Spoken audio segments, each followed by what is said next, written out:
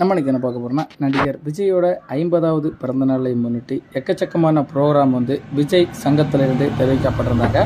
தற்போதைக்கு கள்ளக்குறிச்சி விஷச்சாராய விவகாரத்து காரணத்தினால விஜயோட பிறந்தநாளை பிரம்மாண்ட ரீதியில் கட்சி ரீதியிலையும் செய்தாங்க, பட வாய்ப்புகள் செய்தாங்க. எந்த ஒரு அப்டேட்டும் கொடுக்கப்படாதுன்னு சொல்லிட்டு தற்போதைக்கு அறிவிப்புகள் வெளியாக இருக்குதுங்க. அது மட்டும் இல்லாமல் விஷச்சாராயம் குடித்து இறந்தவர்களுக்கு இரங்கலுமே நடிகர் விஜய் அவங்க தெரிவிச்சிருக்காங்க. நடிகர் விஜய் பிறந்தநாளை முன்னிட்டு அவருடைய நடிப்பில் வெளியான போக்கிரி திரைப்படம் அவருடைய பிறந்தநாள் அன்னைக்கு திரையரங்கம் முழுவதும் வெளியிடப்படணும்னு சொல்லிட்டு முடிவு பண்ணியிருக்காங்க. நடிகர் விஜய் ஜூன் 22, 1974 ஆண்டு சந்திரசேகர், சோபா சந்திரசேகர் இருவருக்குமே மகனாக பிறந்திருந்தாங்க. முதல்ல அவங்களுடைய அப்பா டைரக்ஷனில் தாங்க அவங்க படங்கள் நடிக்க தொடங்கியிருந்தாங்க. முதல் திரைப்படம் நீங்கள் பார்த்தீங்கன்னா 10வது வயதில் வெற்றின்னு சொல்கிற 1984 அந்த திரைப்படம் குழந்தை நடிகராக அறிமுகம் ஆகியிருந்தார்.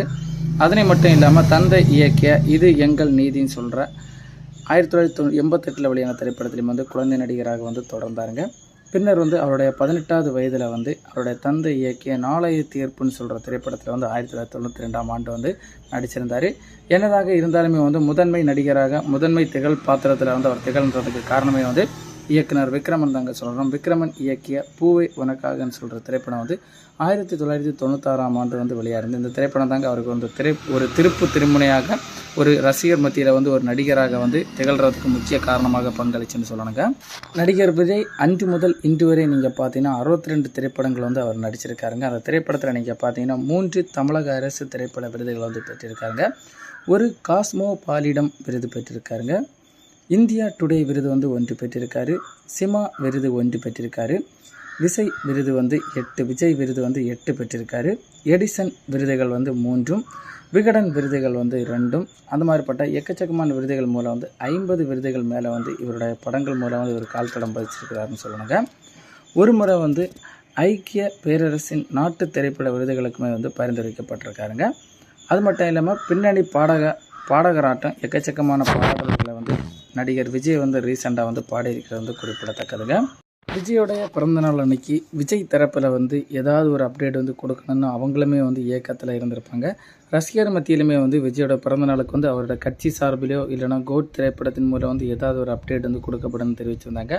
தற்போதைக்கு கள்ளச்சாராய விவகாரத்தினால இந்த திரைப்படத்தோட அப்டேட்டு கட்சியோட அப்டேட்டில் வெளியாகுமான்னு சொல்லிட்டு ஒரு கொஸ்டின் மார்க்கில் தாங்க இருக்குது.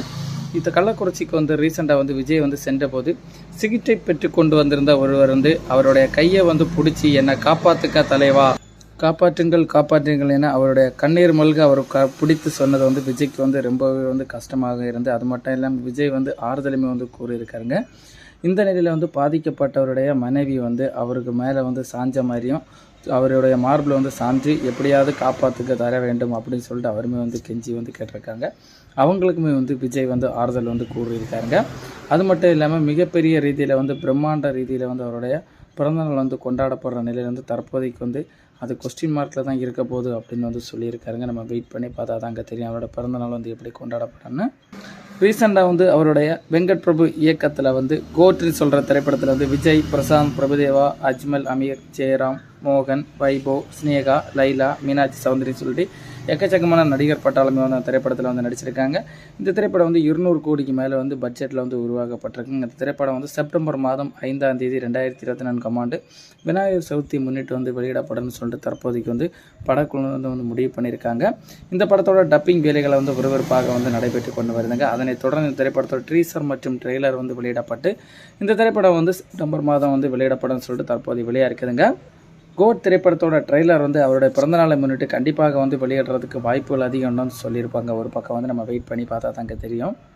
விஜய் இந்த படத்தை தொடர்ந்து வினோத் இயக்கத்தில் ஒரு திரைப்படமும் லோகேஷ் கனகராஜ் திரைப்படத்தில் ஒரு திரைப்படம் தற்போதைக்கு அவர் புக்கிங் சைஸில் வச்சுருக்காரு. ஆனால் 2026 ஆண்டுக்கான அந்த எலெக்ஷனில் முதலமைச்சர் சிஎம் எலெக்ஷனில் அவர் ஈடுபடுறாருன்னா கண்டிப்பாக அந்த படங்கள் எடுக்கிறதுக்கு வாய்ப்புகள் கம்மின்னு தாங்க சொல்லியிருக்காங்க.